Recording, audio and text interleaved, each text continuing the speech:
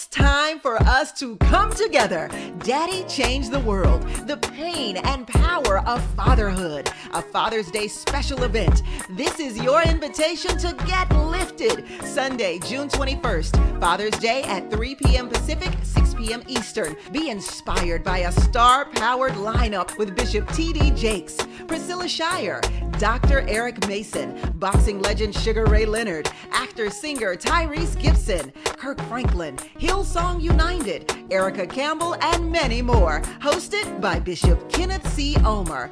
Help us spread the word. Post, text, and tweet using the hashtag DaddyChangeTheWorld. Visit FaithfulCentral.com. Click on the homepage web banner and download content to post on social media. Don't miss this incredible gathering of powerful music and encouraging messages. Let's come together. Hey family, how are you doing? Pastor George here. It is time for our How To Tuesday. You know, that's where we give you practical advice on living your life. We want you to live the life that God has designed for you. And over the last few weeks, we have had some really good topics, and we thank you for all of your comments. So whenever you come on the line, make sure you just give us a quick shout out, just give us your name, and then also where you're from. And then also make sure you take notes today. If you're not driving, just make sure we take good notes, because we're going to have a great topic tonight. And we also want to get your input. We're going to be talking about racial injustice, but then also what we do right now. So we're going to take practical steps on what things that we can do right now to make change. All right, so I have some very special guests with us today and looking forward to hearing from them. And so first, we're just gonna start off. We have Jamon Hicks. You can wave at him, Jamon. So Jamon is a partner at Douglas Hicks. It's a boutique civil rights firm that specializes in wrongful death, employment, and criminal law. He practices in federal and state courts, and he's handled many cases, and they're in different states. He's in Nevada, Florida, and New York. He prides himself on representing David versus Goliath. He has also received multiple million-dollar verdicts and settlements. Sadly, he's represented many people that have experienced police brutality, police abuse, and misconduct. He's currently leading a task force of attorneys focused on police accountability. Thank you, Jamon. Thank you, George. Also, we have Nancy Taylor. Nancy's a lawyer that works with nonprofits supporting grassroots organizations that works in social justice and leftist thinkers. She also, with her current role, she's in strategic planning, legal, and other support. She has worked in the music industry for over 25 years. And many times in executive roles. She's also been an activist as a child, marching beside her mother for United Farm Workers. She has a long history of activism as a protester and as a lawyer. She's also worked as pro bono work on death penalty appeals early in her career, and she was an investigator on the Christopher Commission. That's who investigated the Rodney King beating. She then had her biblical calling to act justly with love and mercy and walk humbly.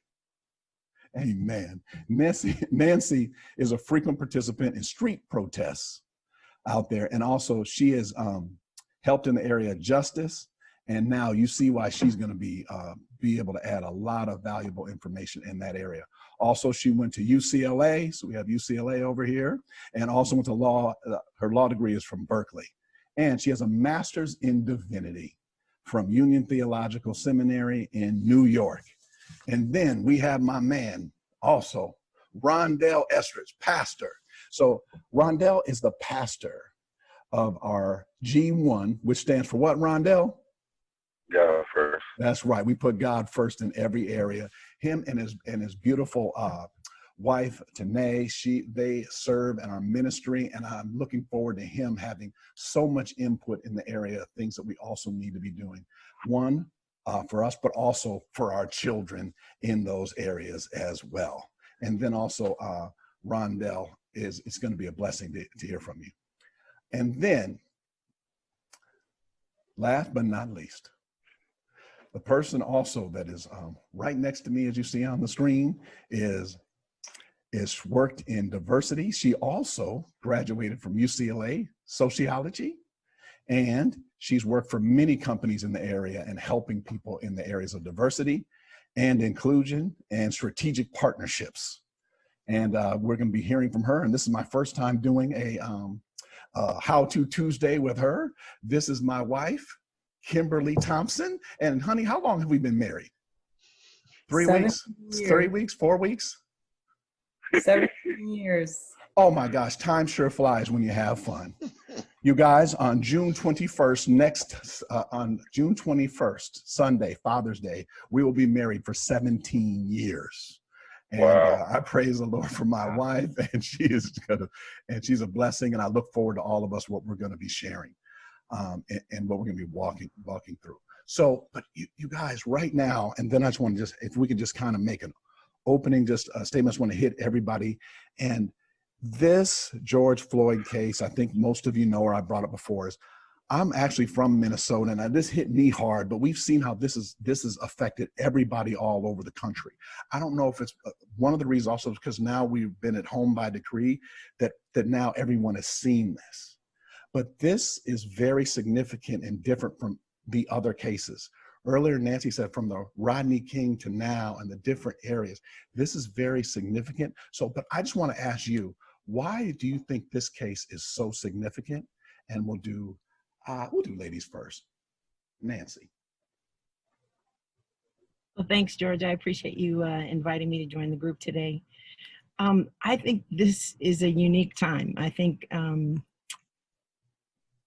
thank God for the advent of cell phone cameras, because if it hadn't been for that, George Floyd might never have been a household name. And people may never have known about the inhumanity and the abuse imposed on him by those police officers for 8 minutes and 46 seconds. And, there was someone with a video camera who taped the Rodney King incident, and likewise, that would not have been, would not have given rise to the response that it inspired if it hadn't been on tape. Because there is a presumption of belief of police officers, and our partners up here, my partners up here who are lawyers on the panel, they can speak more closely to that. But there's qualified immunity for police officers, and when a police officer comes in and says, "Oh, I was just defending myself; they were resisting arrest," or whatever, that tends to rule the day if there isn't a video camera that shows something different. And so I think that is the inhumanity coupled with the fact that it was videotaped is why George Floyd has aroused so much response. It's also a different time. I think that, the atmosphere we have now because of Trump and because of how he has race baited so many people, and a lot of racists who are out there who want to blame someone else for them not having a job instead of blaming a system that's set up for them to not have a job, right?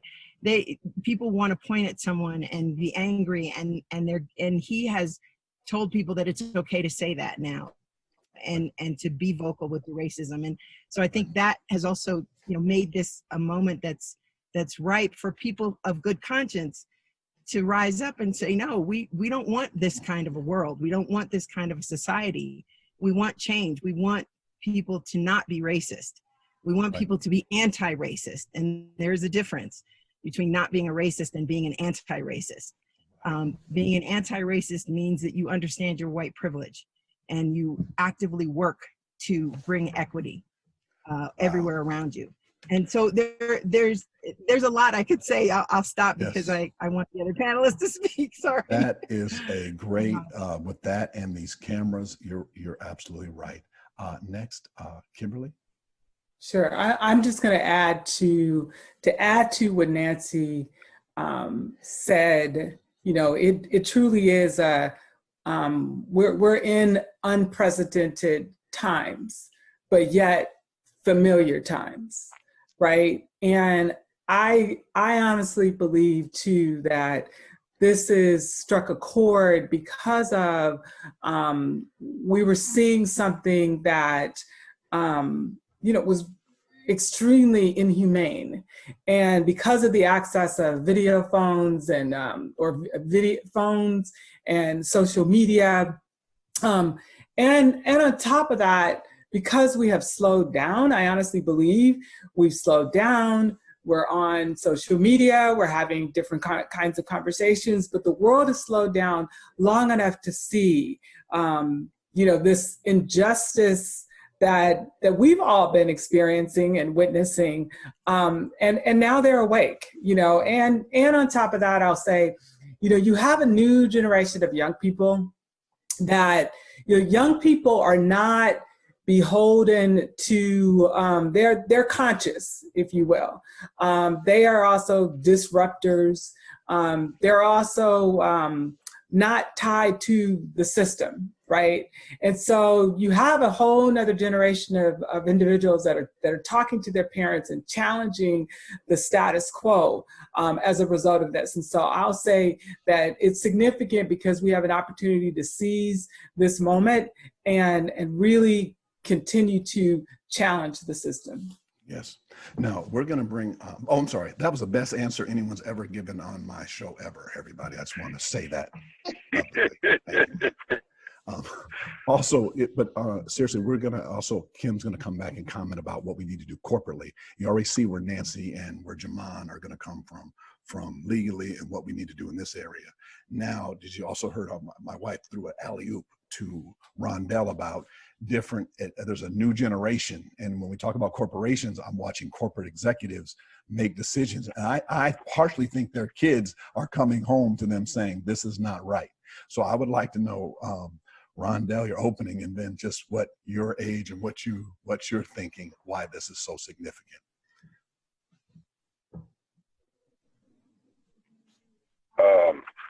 I think that proximity has played a huge role in the new generation, right? So even the friends of mine, I've worked in Santa Monica School District as a teacher, right? But I live in South Central. But the relationships I've built over there, right? So they know me, right?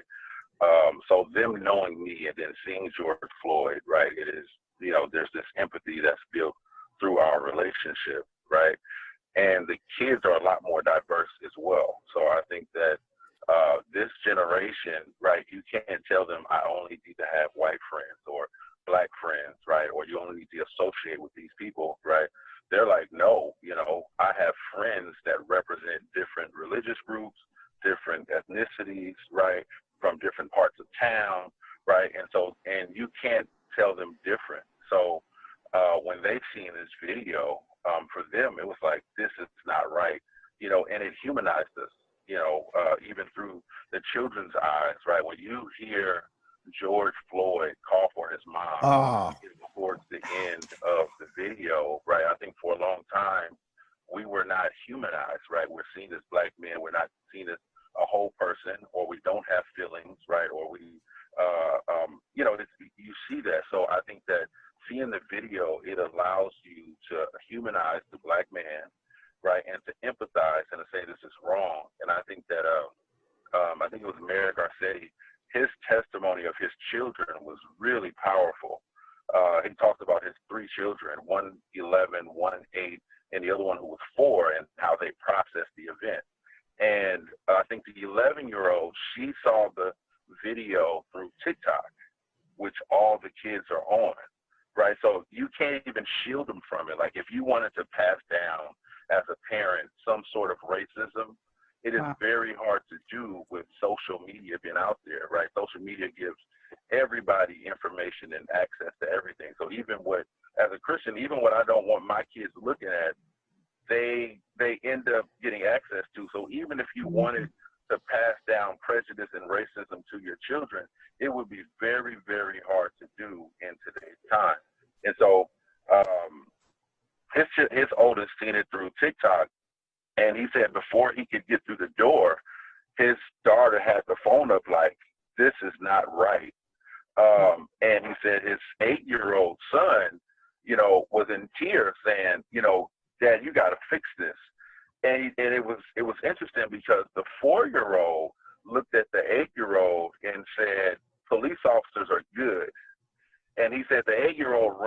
in the room and 11-year-old took off crying, right? Wow. So it's like that perspective of kids, you know, it lets you know it's a new generation, and we're building friendships outside of just our neighborhood, and through social media and TikTok and different things like that. And I think the younger generation, as far as Black culture goes, right, and youth, they love it. But they're not saying we just want your culture and not you. They're saying, no, this is my friend whom I have built a relationship with, who's also talented, and you know, and I'm willing to fight for them. So I think it's almost like the perfect storm, if you ask me, when it comes to the union. It's a perfect storm from everybody being home from that area and doing that, and him being humanized. Going to Jamon next, and then Nancy has her hand raised. But when me and Jamon spoke before, I told him I haven't watched the whole video. When he yelled for his mother, I'm a pastor, but just I'm a Black male, and also I'm a Black male that's over 200 pounds. I'm in that demographic, and then also if you don't know, also Jamon is I think you're taller than me. Jamon is bigger too, and just so you know, Jamon, Rondell is we're all in that demographic of being a male where that could have been us, and even I wonder, even for our wives, and doing that and raising children in that area, and even it's a concern. So that's why there needs to be some systematic change to this, and in doing that. But thank you, Rondell. Jamon, and then at the end, after you get why it was significant, also I'd like to talk about the updates to the case. But also, everyone, if you're watching online, can you type in also in the chat, why is this significant to you? Or and then also, or you can give an amen to anybody that you saw that was saying that, or just narrative, but ask why it was significant to you, because we need that later on to why you're going to make change. And that's why we're doing this. All right, sure. Jamon. One of the other things, I think Nancy, all the panelists have said pretty much what I was going to say. The only thing I would add to the inhumane thing that Kimberly mentioned is the fact that it was 8 minutes and 46 seconds, and you're sitting there watching for that length of time, basically the life being sucked out of Mr. Floyd. And that's a extra tragedy that even in police context we normally don't see. Unfortunately, and our office has handled numerous death cases at the hands of the police, and most of the time we're dealing with shootings, right? Which is a quick, 3-4 shots and it's over. It's a very quick incident where even then we're saying they jumped to the conclusion that this young Black man was violent or was armed when they weren't. But that's a very different thing when you're seeing somebody, kneel on somebody's neck for close to 9 minutes. I'm trying not to interrupt you. But I have to. I tried, everybody. What makes it worse is his hands are in his pocket, like he does it all the time, and he doesn't care. And the fact that he shifts his weight like he doesn't care. The fact that, like you say, the hands in the pocket, that the other officers are looking at this like this is just another day on the beat. That goes to show there's an issue with their training. That goes to show that they have done this before. And we're also seeing videos of other departments, right? Even LAPD just had, and LA County Sheriffs just had an incident, same thing, where they're on the net. So this is something they're being taught. This is institutionalized. This isn't a one-off. So that's the only thing I would add. Additionally, as far as updates, since the last time we spoke, George, there was the question of whether or not the charges would be increased against the officer that had his knee in Mr. Floyd's neck. It went from 3rd degree to 2nd degree. What's that?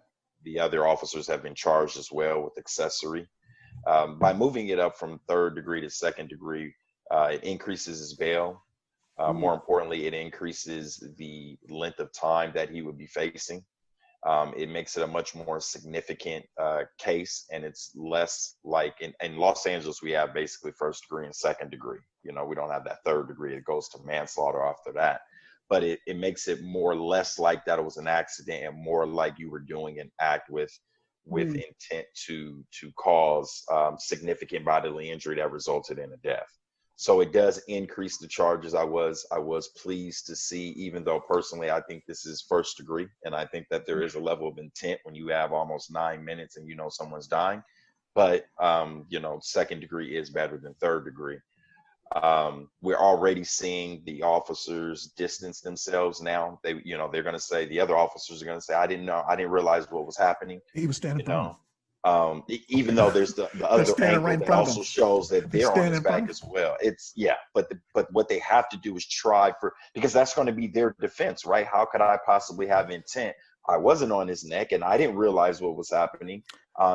It's going to be a problem that they're going to face, but we know that what the defense is going to be. I'm just hopeful that when it's time for the jury to hear this, that we have a diverse jury, that we have an open-minded jury, because that's my biggest concern, is that we don't get a diverse jury and that they fall for the excuses by the officers. And if they are not, if they're not found guilty, you thought you saw protesting, this past couple of weeks, you're really gonna see protesting. It'll be a little deeper than they're that. not found guilty. All right, Nancy, you raised your hand, and then Jamon, I want to go into, and then what's Nancy? A couple of things. One, I was thinking about what Rondell was saying about this younger generation. Sorry, can you hold on 1 second? Can you hold on 1 second, Nancy? Of people showing up for protests. And yeah. Good. Go ahead. Can you restart? You were getting a little choppy. Go ahead.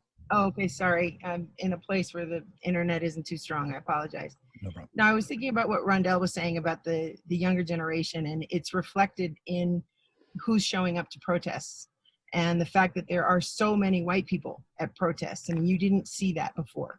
And now you are seeing it. And you are seeing not only lots of white folks at protests, but you're also seeing youth arranging and organizing their own protests. Yes, I was a legal observer at a protest last week that was a bunch of high school kids.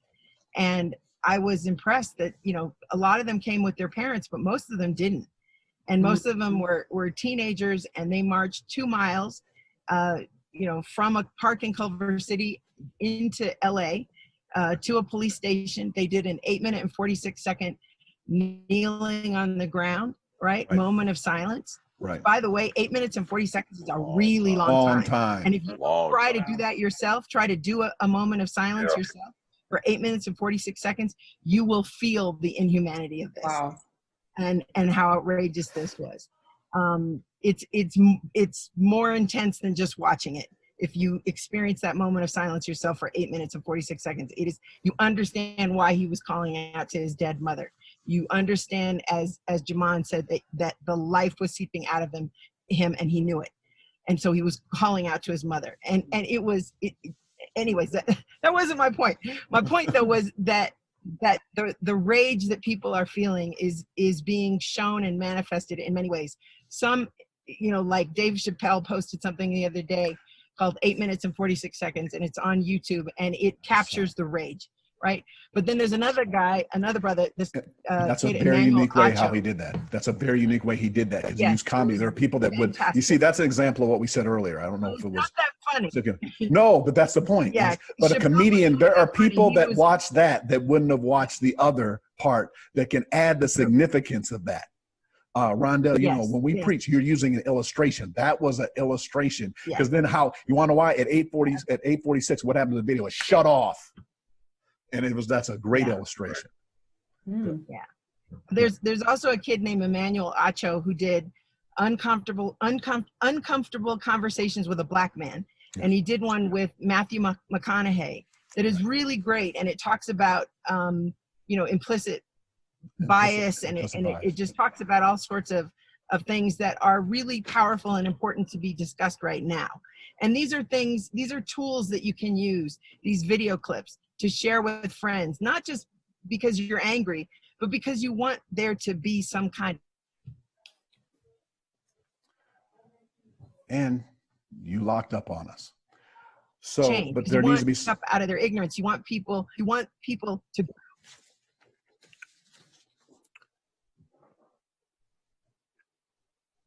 Then Nancy got muted. No, I'm done. Gotcha. But that, what you said, the uncomfortable conversations, that's a very sticky video in this sense. If you start watching it, I never knew Matthew McConaughey had such an accent till the video started, and this watching how he's having this conversation, because that's actually one of the ways that we have the solution is that we begin to have these conversations. And because I am very humbled by how many white pastors have come to me and said this is wrong, and how many people that are also working in the financial industry, how many phone calls I've received of this is, I've never had these before. And that's one of the reasons why I think this is also significant. Also, I'm going to come back to Jaman, but then Nancy, I also want you to stay live and make comments on this, because now I want to go over solutions. But let's look at what the systematic, my question to Jaman is, what's the systematic problem? And then also Nancy, you can come back on this, that there is today. Like, in other words, I'm just using this one, is people were fired. They're not charged. I just want to know that. Eric Gardner, selling cigarettes without a license in New Jersey. They choked him, killed him. No, they were never charged. Philandro Castile, the same thing. I'm just using, Minnesota, but there's a lot of cases, Brianna, not charged. So what's the systematic problem? And then what do we do to change it, Jamal? And can I say one thing about Eric Gardner? The guy who filmed Eric Garner's video, I think he's in jail right now. And he's supposed to get out next month, but he's going through some real racial and prejudice stuff in jail, where they're trying to extend his sentence. They said they tried to poison him. He's been harassed by the police. So the guy that recorded that has been through the rigmarole since then. He's been persecuted because he had that video. The woman from George Floyd, they're saying is the exact same case, and in doing it. Yeah, this is it's very sad. Which are all intimidation tactics, right? Right. This is all, the people who are sworn to protect and serve us have decided that we are the enemy, and especially if you videotape them doing something, we are enemy, and so we have to realize that is part of the burden that we are facing, and we have to be smart about how we use the power that we have. Right, and they always said people were trying to help George Floyd, and they're pushing, those other officers are pushing them back, macing, saying, show them some humanity in doing that. That's it's a matter every time I talk about it. Jaman? I think the key word is accountability, right? We have to figure out ways to hold the police officers more accountable. I think police officers know, based on their history within the department, based on the media, based on the cases you talked about, that the likelihood that they're going to be held responsible is slim to none, especially if we're talking criminal. And then even when we're talking civil, I know Nancy mentioned qualified immunity. That basically is a cover, of protection, an immunity for the officers, so where they're not even civilly responsible. And George, how about this? Even if they're found civilly responsible, guess who pays for it? The taxpayers. It's not like they're paying out of pocket. So even if they're found civilly responsible, they could care less. They don't oftentimes lose their jobs. It doesn't affect their pension. So it doesn't hit them directly in their pocketbooks. And we already know that they don't have the same moral compass that we possess, because they wouldn't be in this situation if they did. So they don't really, in those situations, care. So the task force that I'm working with, we have a 3-point plan, and our hope is to bring attention and also to educate the community with issues like qualified immunity, with issues about use of force, and what the standard is of when officers are allowed to use force. Right now, that standard is reasonable, and we're trying to make it a necessary standard. That's one of the things that we're looking at, and more importantly, having an independent outside agency to conduct the investigation of the officers instead of the district attorney's office, and whether that be the attorney's general's office or another agency to be responsible, because you can't have Bonnie that's doing the investigation against Clyde. It just doesn't work. It's an inherent conflict of interest. And so when you have the district attorney's office, who's received more than $2.2 million in police union funding, and you're now asking that person to make a decision to charge the officers, it's not going to happen, especially when they're up for re-election. It's just, to me, it's common sense, right? Yeah. So we need to figure out other ways to hold police officers accountable. And I think by educating the community, the two ways we can get there is either putting much more pressure on our legislators, especially those that have accepted police union money. And then also we need to make sure that we are voting and we are knowledgeable about these propositions, because a lot of times these propositions discuss things like how to reallocate money from from like the officers to mental health programs to education. But oftentimes we're not coming out to vote in the numbers that we should, especially during midterm elections. And we're not paying attention to our local elections. So we need to do a better job as a community, one, of educating ourselves, and then two, understanding what candidates are looking out for our community and supporting and backing and making sure that we get out to vote. Right. And we talked about a lot of that in the other area, but Jamon, when he came last time, he said certain things that were just startling to me. And then I'm coming to you, Nancy. He said that you do, like this case that you're seeing now with George Floyd, that you've seen hundreds of these, but nothing has ever happened. He said that. And I know you guys are seeing, I'm really like a excited person. I know you're seeing me all down now. It's just a lot. So you said there's a lot of these cases that have happened a lot before, and then nothing happens, and then the DA doesn't react right away. If you guys remember in Minnesota that they didn't react, then the Attorney General acted, in different areas. So we want to be advocating some of the things and making policy change. Now I would like to have Nancy just walk through some things that people can do right now that are in this area. And then also, if you guys want, type things in the chat, like say, I'm going to do this, like certain things that Jamon has said in these areas. And I'm also going to keep loading these, because a lot of things that Jamon and different things, we've talked about these, and I've looked a lot of these things up, and we should really look at them, especially some of the ones Nancy's also about to go over. So Nancy, what should we do right now? Sure. So the first thing is kind of, as Jamon touched on, educate yourself, right? Educate yourself around, current issues, events, around the history of police prosecutions or the lack thereof in your particular jurisdiction. One thing that's really cool is that a lot of news sites have been coming out with different ways to look at statistics, or to look at, like, I saw something the other day where you could literally enter in your county and it would tell you whether chokeholds were legal for the police in your county to use.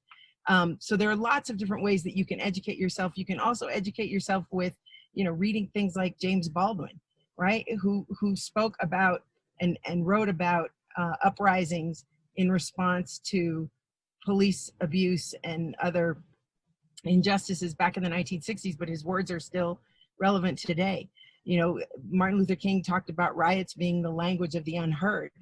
And I don't know if many of you saw this, but I think it was maybe the first or second night of uprisings in Minnesota. There was a building on fire, and there was an aerial shot of the roof of the building next door. And in giant writing, it said, "Do you hear us now?" And I think this is what a lot of the frustration is, and a lot of the reasons that people are in the street, because they feel that we haven't been heard. Our cries of injustice have not been heard. And so, one of the things you can do is educate yourself. And other things you can do, as Jamon said, is you can vote, right? Voting is really important. You can make sure that your neighbors are registered to vote. Just ask them, get some extra voter registration forms, and or help them do it online. And then when it gets close to an election time, make sure that they've either applied for a ballot to vote by mail, or offer to give them a ride to the polling place. We need to make sure that we get out and vote, right? And then, of course, right now you can go to protests, but not everybody wants to go to a protest or feels comfortable going to a protest, or you might be immunocompromised. I was with you till you said that 2 mile thing. I was like, 2 miles. Right? No, that's perfect. Hey, I'm old enough that 2 miles, I felt it, right? Because it was 2 miles there and 2 miles back. That youth march, and those kids, they just had so much energy. God bless them. And I was tired and sweaty because it was 93 degrees that day. But no, there are lots of things that you can do to make your voice heard, whether you go to a protest or not. You can sign petitions. You can write or call your congressman or your state assembly person and let them know how you feel about something. But first, obviously, educate yourself, because understanding, for example, what somebody means by defund the police. Defund the police has a lot of different meanings. Almost all of them I agree with, just personally. But they can range from literally just stopping the police from buying military equipment that is designed for war, to actually coming up with completely new ways of structuring public safety. None of the definitions of defund the police that I've heard of call for chaos and disorder. None of them. Everybody anticipates some way of having public safety, of making sure there are people to investigate and try and prevent violent crime from happening and things like that. But educate yourself. You can also make signs, put signs up. I have a sign in my car that says Black Lives Matter, right? Because I drive around a lot and I want people to see it. I also have one in the window of my home. So you can do signs and bumper stickers. There are lots of things. You can also donate to organizations that are on the front lines. And that's, everything from Black Lives Matter to the NAACP Legal Defense Fund, to the National Lawyers Guild, to the ACLU. You can donate to bail funds. There are lots of bail funds that have been created in response to the most recent protests.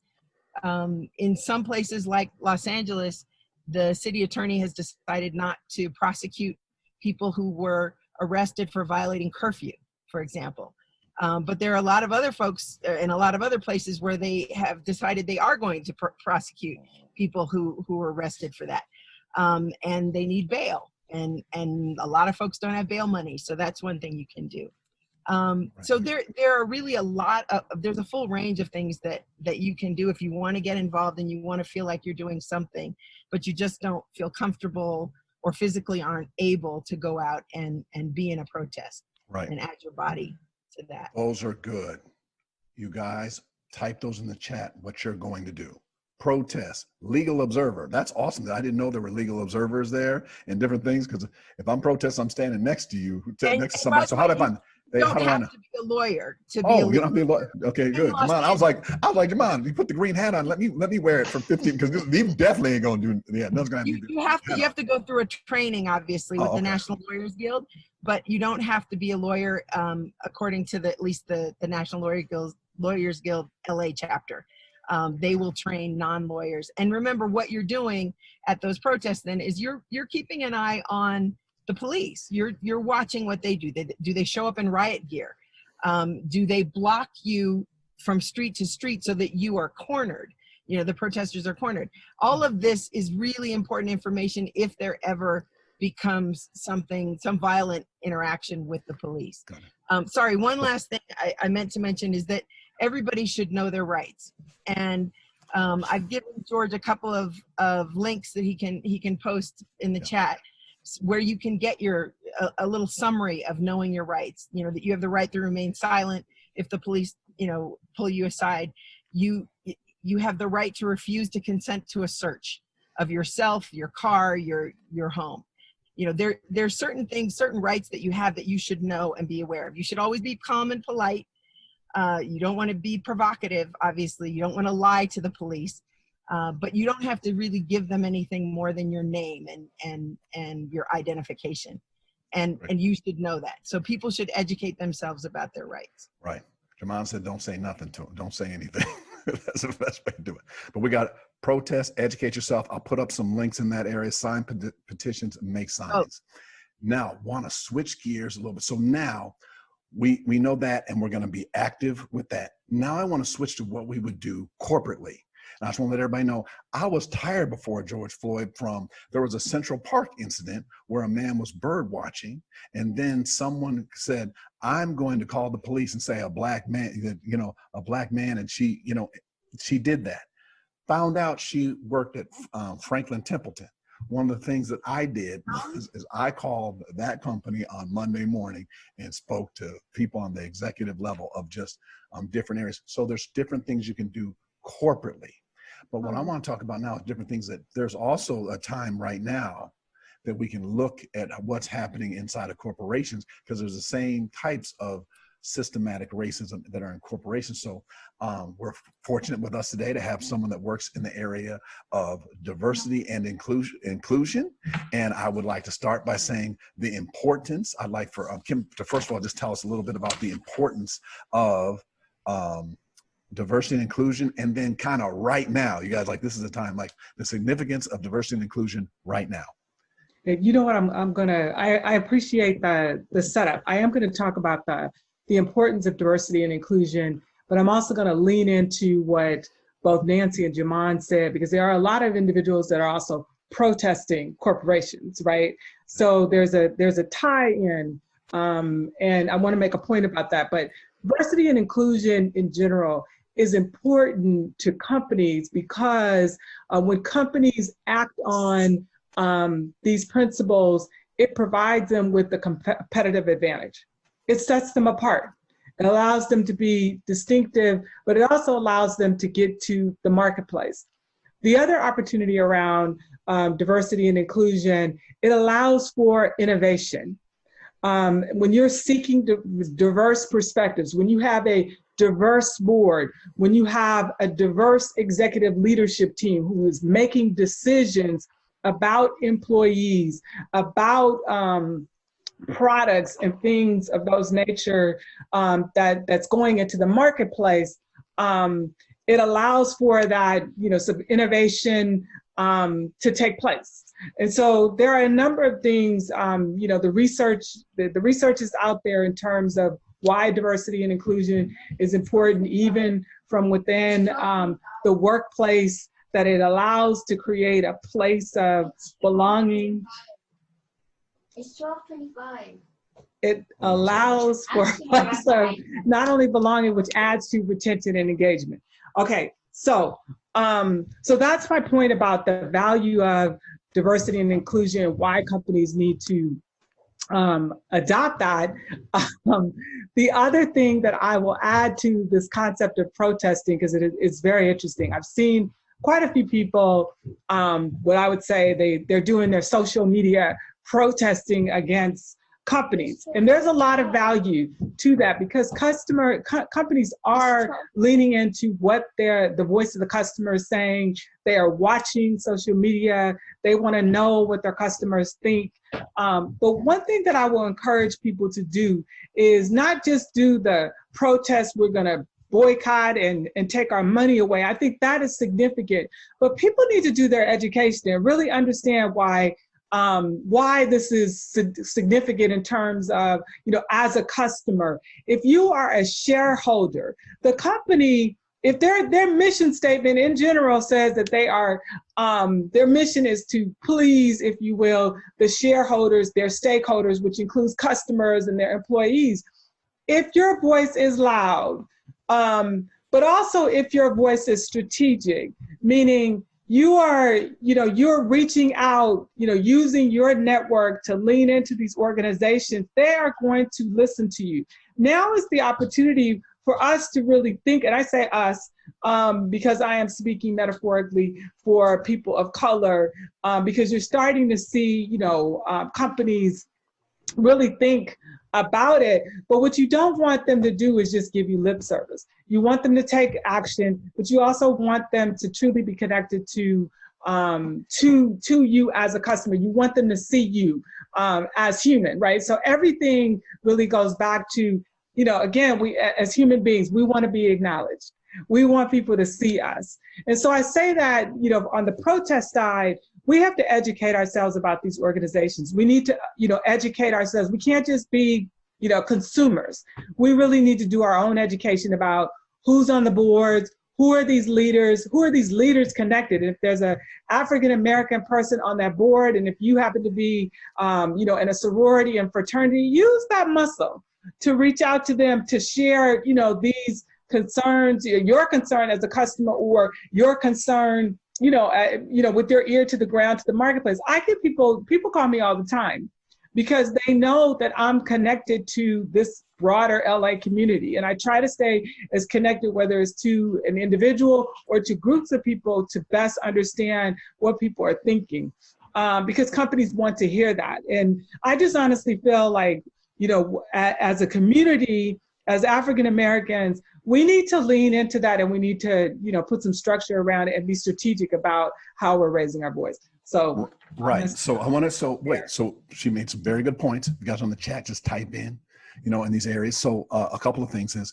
we talked about using what's like, also when you're using companies, he talked about boycotting, but then also be a shareholder. Like, you know, like one of the things is I went to Starbucks, and hopefully you can, I don't know if you can see this on the screen now, if you guys see this, and it said this on the on here right, like almost a month ago, right away. It said, we will confront racism.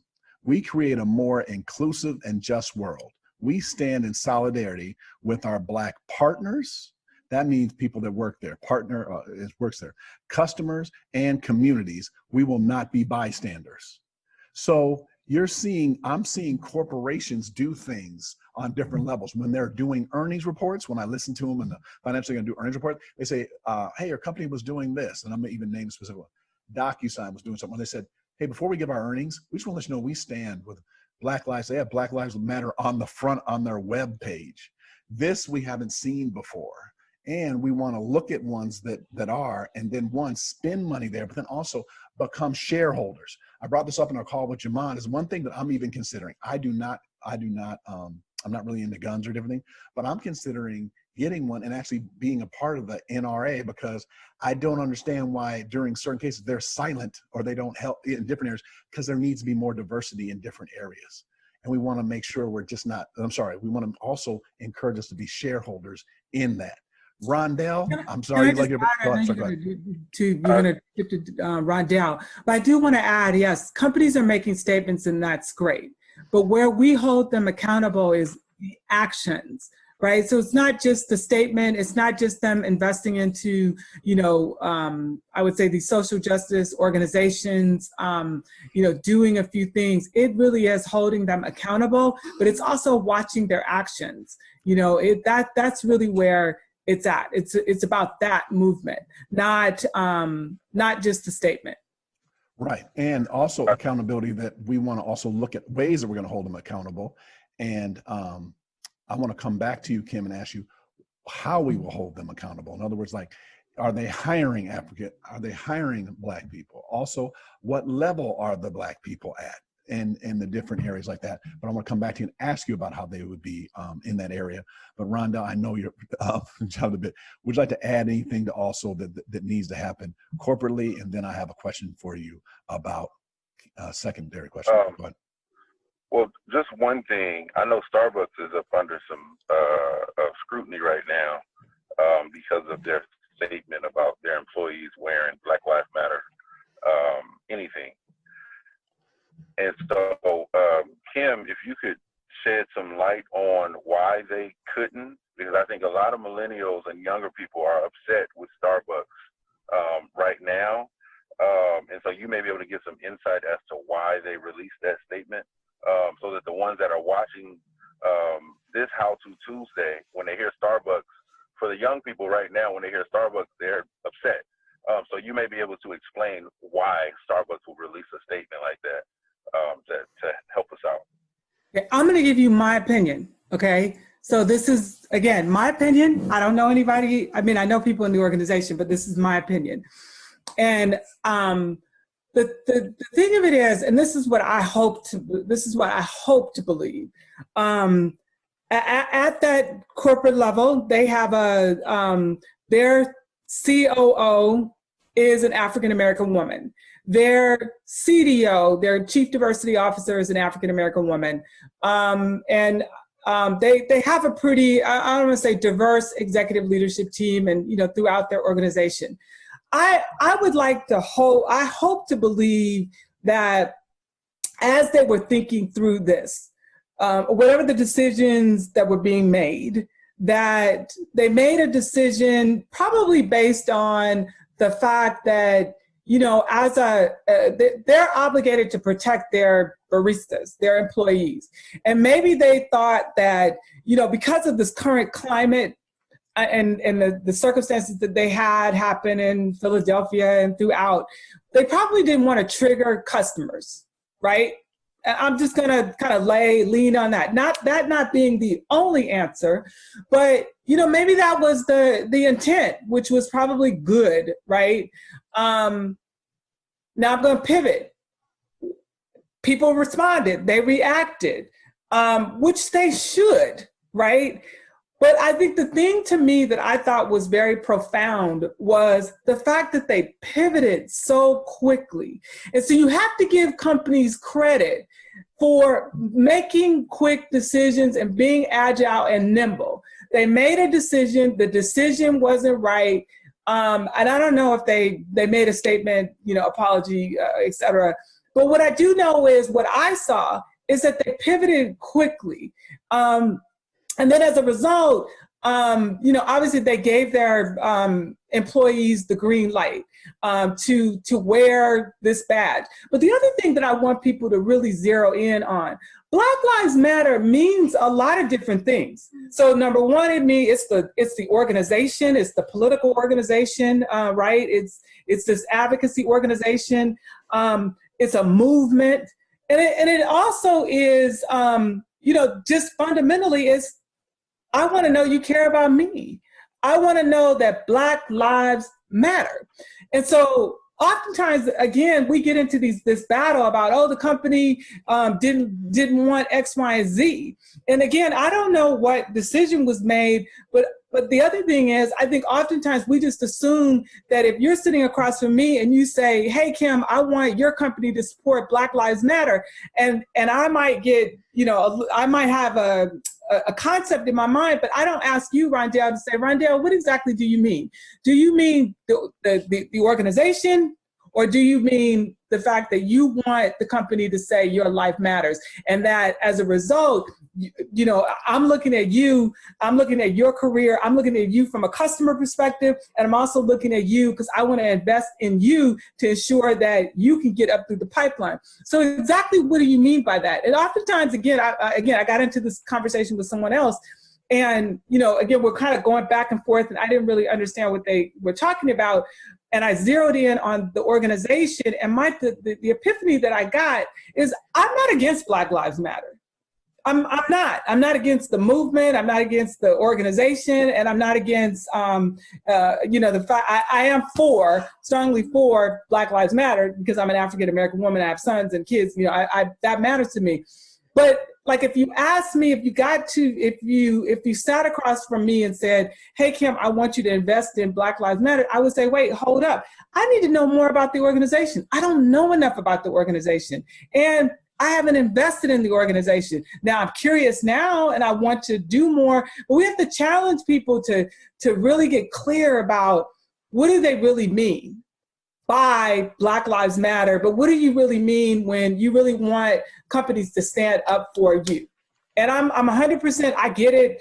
This group may wear their pin, their Disney pin, and you want you want inclusion. I'm all for inclusion, and I totally get it. But I do think that we need to, ask ourselves, challenge the companies and ask them, why are you doing what you're doing? And don't make these blanket statements or blanket assumptions about why people make these decisions. People are making decisions all day long. We can't just assume that they were racist and they decided they didn't want Black people to do it. Most of I would say, they have a significant number of people of color that are at that barista level, but they also have white baristas. And so, that at the end of the day, you got to start thinking about maybe what was their decision. I don't know what their decision was, but what I am proud of is that they pivoted, and it's a business case for us to think about and study. Sorry, that's my soapbox. No, that was really good. One of the reasons I asked you that is because that has been coming towards me, and I felt like I wasn't educated enough on the inside of that world to give a sufficient answer. And so I feel like the only answer I got that I thought made sense was that Starbucks does not allow you to wear anything. And so I think that's what they were saying, but I didn't want to throw that out there and not be sure. But I think that your perspective is going to help a lot of people who see this, who immediately were like, Starbucks is racist, which are the comments that I was getting, but I didn't really want to go with that narrative. So I'm glad that you explained it. Two, it's not long, but everything that you guys have said and the resources, I would urge everyone who sees this to, as you learn, teach your children. Don't just hoard the information. Don't overlook them. Don't be lazy about it, but you have to pour it into your children if you want them to continue to change the world that we see. So I think that it's very important that everything that you learn, Pastor George always talks about, how he deals with his children at restaurants and, them not buying drinks, and so teaching his children finances, right out the gate. I think it's the same thing for social justice, that we have to pour the information into the children, and we also have to make sure that they understand political science, especially as Black kids. That is not something that's taught in the home. I didn't know what political science was until the 12th grade, and how the judicial system is set up or run or any of those things. And being a teacher in the Santa Monica School District, I'm talking to younger white kids, and they're talking to me about the system, some of them in the 5th or 6th grade, or what have you. And that's not that wasn't a regular conversation in our home, and that's not something that we're taught. But I think that if we can get the kids to understand the value of holding positions of power and holding that position with morality and with integrity and with character, and to say that, it's not good enough to say, hey, just get good grades or make sure you go to school, but to put a why, a huge reason behind it, right? It's like, no, we want the right people to hold positions of power, and you can be that person, right? So I think that these messages have to be sent to the children at a young age, because it gives school a bigger reason, right? A bigger meaning, right? Your behavior, even what you do outside of school. I just think that it gives a bigger meaning for life in your community. So everything that you do, pass it down. Everything that you learn, pass it down to your children. Right. Guys, we have to conclude. We have to wrap in less than 4 minutes. Rondell, first of all, that's a great question. I love that you asked my wife. You see, when you saw that answer, that was my baby right there. First, but you have to also understand one of the reasons why I always want you to, and I'm asking you what to tell kids and what to do, because that's the next level of leadership. We have to start teaching these things now, from how to vote, how to do things. But then also, you see, when I come and teach the kids, I want them to be shareholders, because we call investor relation when you own some of the company, when you call up there and say, hey, by the way, when I called Franklin Templeton, I gave them my financial advisor number, and they said, no, we don't need that. I said, no, I'm Black. I want you to look it up, and my finger's on the trigger. And I said, I want to know what we're going to do and what the action plan is. And they have a diversity and inclusion person. Then what's going to happen? Accountability down the road and walking with them, and what education. Then I'm finding out action from certain mutual funds that are based in Baltimore are going to start an educational program, and then we may do, be a part of that. Through different organizations. So we want to have a whole process from beginning to end.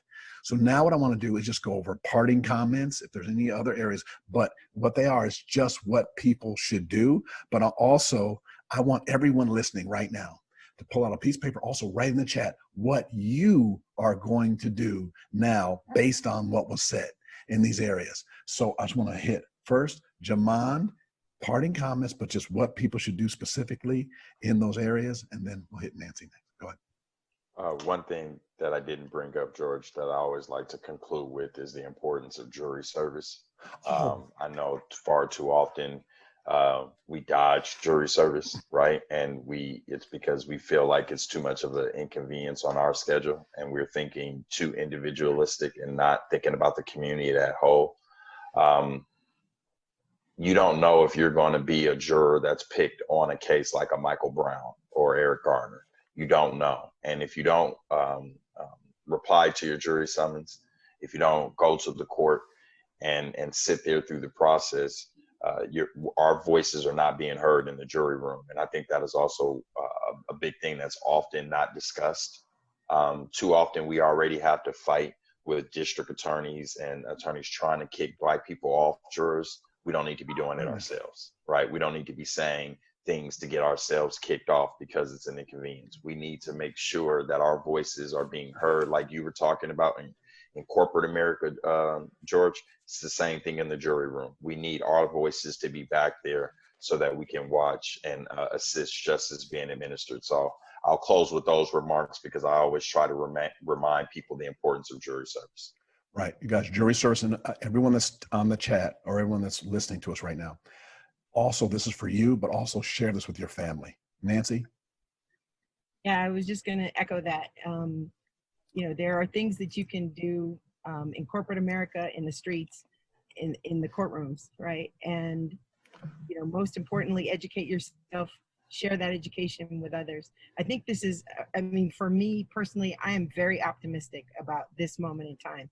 I mean, if you just look at what's changed in the last week, from the Minneapolis City Council saying they're going to completely revamp public safety in that town, to the NFL and Roger Goodell realizing he was wrong to punish Colin Kaepernick, to, you know, a number of corporations from Nike to Twitter to others, you know, declaring Juneteenth a holiday. I mean, there is a lot of stuff that's happening, and maybe it's small, but it's still going in the right direction. So I think this is a hopeful time. And a time that's ripe for us to be able to make a difference wherever it is that we choose to be an activist. Gotcha. All right. Just got just 2 minutes of Rondell. Actually, I think I took my time. You're good. Okay, go ahead. Well, no, I was saying that was my closing remark. You know, with the kids, that was excellent with the kids, because we have to learn. No, what you said though with the kids is that's one of the areas we are really looking at very hard, because I was struggling with that because my kids were watching me see it. And whenever they came down, whenever they come in front of the TV, I'd turn the channel and they would go upstairs and say, "Mommy, Daddy's upstairs. Daddy's watching a Black man be killed." And he's just, but I need to sit down and explain it. So we have to, it's very important that we share it with our kids, but then also our family members, so that we also do that and take action. All right. And then last remarks before I make mine, Kimberly. Hi. So I am like Nancy, Jamon, and Rondell. I am hopeful. I am optimistic, and I believe that there are steps forward. You know, the goal is to continue to move forward. I just encourage people to educate themselves, to understand how companies operate, to understand. You know, your power as a shareholder. You're not just a consumer. To invest in these companies and to use your voice strategically. You know, raise awareness. Challenge these organizations and ask questions. Use your networks because there's power in that. Right. So I want to thank all of you for being on, and everyone. I pray you enjoyed this. Please write in the comments. I'm also looking at, because of time we're going to stop, but also looking at, I'm going to be doing another one. I'm actually going to bring some law enforcement, police officers that are LAPD, but hold on, and talk about community policing and different things are being part of the solutions and the other areas. And then also I may look at some of the people that are already here and coming back. I'd like to also do something on something called unconscious bias, or just how we're going to do things going forward. And I've also been asked this by several people, is just what I do if I'm not African, if I'm not Black, or what are ways that I can help and do things. So I want to make sure I have these resources that are available for you.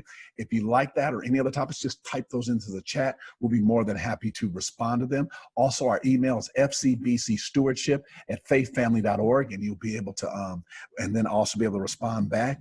And then we're going to be having also our Father's Day edition next week, where we're going to be talking about that, and may have somebody back on here and in doing it. So again, I want to thank all of you for being on. I want to thank everybody for tuning in to How To Tuesday. Remember, we do this every Tuesday, same time. So look forward to seeing you there. And and we will talk later. But also, we always end in prayer. So let's pray. Heavenly Father, Lord, we thank you. We thank you for this day, Lord. We pray over this entire situation, Lord, and we pray over this entire country and the way that we treat people, Lord. We pray your hand upon us, Lord. Lord, we also pray for healing, Lord, in this land, Lord, if we humble ourselves, Lord, and also this country, Lord. We pray your hand upon us, Lord, and that you continue to bless us, Lord, and that we grow to be the people that you would have us to be, loving people, caring people, and sharing people. Lord, we say this prayer in the name of Jesus. And all the blessed people of God said, amen. Amen. All right. So everybody, we'll see you at our next How To Tuesday. And I want to throw in one more thing, is that also Rondell has classes also, and he has for G1, and that's for middle school kids. And you can also get information on our website regarding that. I will see you later, and we have Wednesday night, and we have Thursday and Sunday at 7 a.m., 9:30, and 11:45. God bless you. Bye. God bless. Thank you. It's time for us to come together. Daddy changed the world. The pain and power of fatherhood. A Father's Day special event. This is your invitation to get lifted. Sunday, June 21st. Father's Day at 3 p.m. Pacific, 6 p.m. Eastern. Be inspired by a star-powered lineup with Bishop T.D. Jakes, Priscilla Shire, Dr. Eric Mason, boxing legend Sugar Ray Leonard, actor-singer Tyrese Gibson, Kirk Franklin, Hillsong United, Erica Campbell, and many more. Hosted by Bishop Kenneth C. Omer. Help us spread the word. Post, text, and tweet using the hashtag #DaddyChangeTheWorld. Visit faithfulcentral.com. Click on the homepage web banner and download content to post on social media. Don't miss this incredible gathering of powerful music and encouraging messages. Let's come together.